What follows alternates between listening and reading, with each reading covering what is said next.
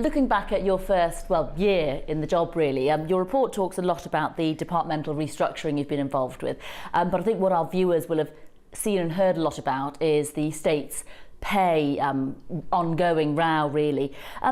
Why can there be no flexibility on the pot of money that's available for that?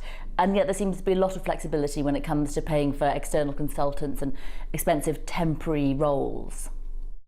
We have made an offer which has been predicated on a whole series of things within the financial envelope that's been available to the states. So it's not about saying we aren't aware and alive to the issues of the pay dispute, but we are working within a financial envelope. And if you don't, all you're doing is adding to the deficit that builds up in future years. And how do you deal with that? You either deal with it through job reductions, which actually is counterintuitive if you're wanting to invest in your workforce, or you raise taxes, or you make the states more efficient. But when you're asking colleagues to go with you on this journey and then they see headlines about interim heads of department on £27,000 a month, 33 members of interim staff on more than £100,000 a year, but no in line with inflation pay rise for teachers, how do you expect people to come on board with you? Large amounts of our services don't fully work. This is why we've got some very high skilled and expensive people short term. So let me just give you an example. You'll know about, it's very technical, GDPR. Everybody had to be legally compliant last May for the legislation that's come in internationally. When I arrived temporarily, i.e. before I took up post in November 2017, we were nowhere near compliant. We were so far away from being able to meet our legal obligations as a government, we were going to be in a position where we were going to fail to meet that requirement. Most organisations would have spent the previous 2 years getting ready for it. And an organisation of this size, and I've done this in another place, that's what we would have been doing if I'd been here. But we didn't. We didn't have the right people, we didn't have the right systems. So we had to buy in a large number of people to get that right in what would have been a 2-year programme to do in 6 months to get us legally compliant for the first bit by May. That cost, in that example, £600,000. The fine, if we'd not met that, would have been tens of millions of pounds. Health. We're going through some massive changes in health.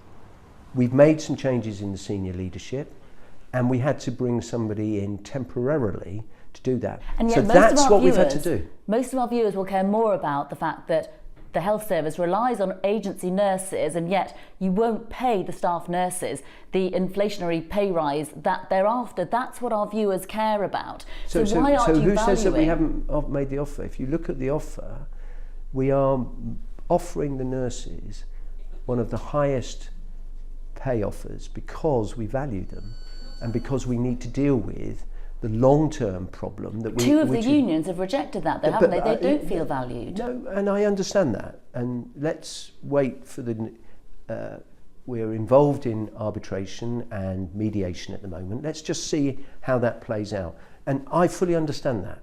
But the nurses' situation goes back a long time. We haven't invested in nurses for years.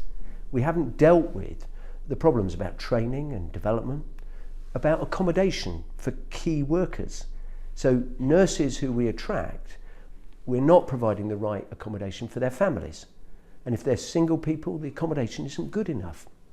These are contributory factors that we have to address. Talking about management, one of your big pieces of work when you began was reducing the number of managers, the number of levels of management within the states. How's that gone? Well, the first tier, 2 tiers we dealt with, we went from 66 down to 40.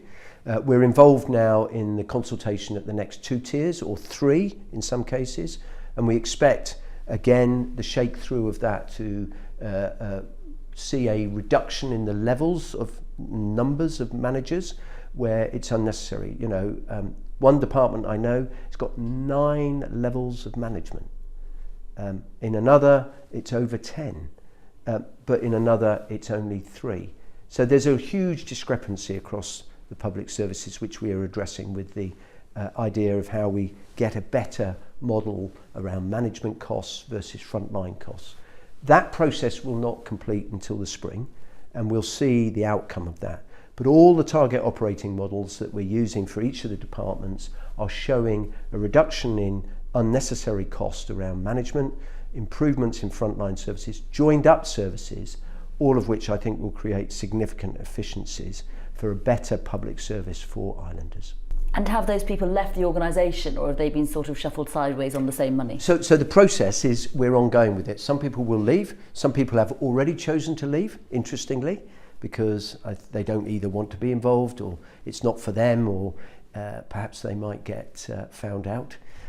Others will go through a process, and we will inevitably, in some instances, have some pay protection. But we will ultimately, once we go through the period of the payback of all of that, be a smaller number of public servants.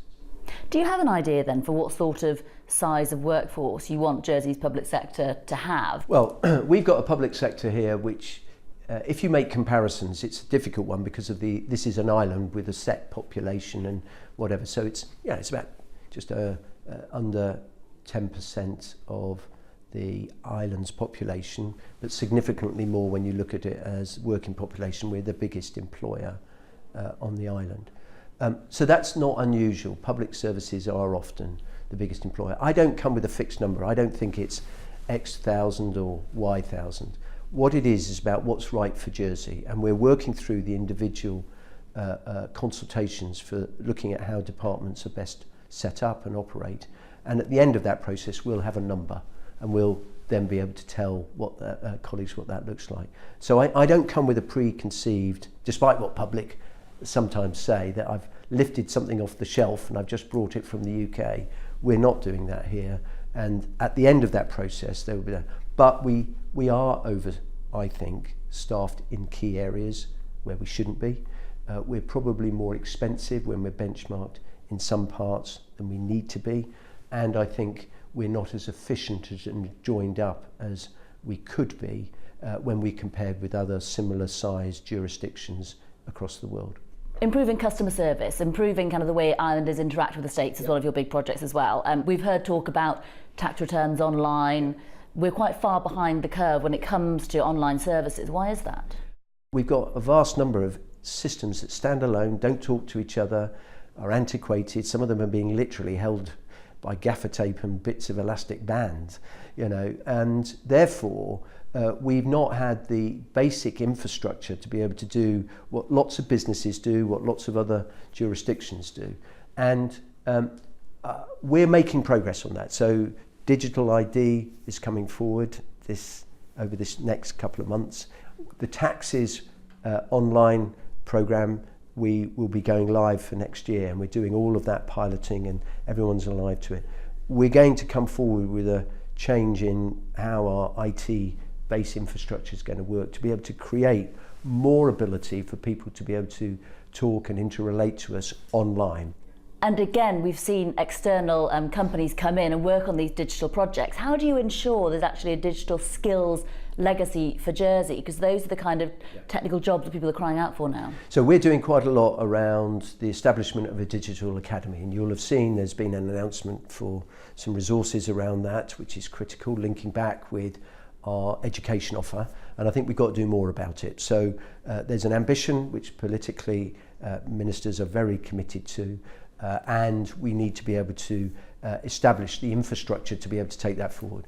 And we're supporting Digital Jersey to do a lot of that, because it's not the government who does it, it's better paid and operating people who understand these things that do that. We've got also to learn the lessons of how we then contribute to that digital world by doing much more upfront around AI, robotics, blockchain technology and workings, which we can do in our systems. And to do that, you then start thinking about, well, how in schools do you get the right skills to develop a long-term staff opportunity to work here. And that's what we've got to do, but that's not going to happen in 5 minutes. That's got to be 5, 10 years. Your report says that any organisation that goes through significant and necessary change will go through a period of upheaval, uncertainty and pain, and we are seeing that with public sector strikes at the moment. Will it be worth it? Yeah, I'm confident it will. I said to another colleague, I remember one organisation I went to, and we went through this, and at the beginning I was public enemy number one. That goes with the territory. It's part of what happens when you lead big change. By the end of it, when I was leaving, there was a mass petition asking me to stay. It's not about me, but they'd seen the benefit of what was achieved. I talked about my time in Liverpool, when we dug up 2/3 of Liverpool, about the big regeneration initiatives. It took 3 years. There was absolute furore about it. A year after it was all done, people have forgotten it.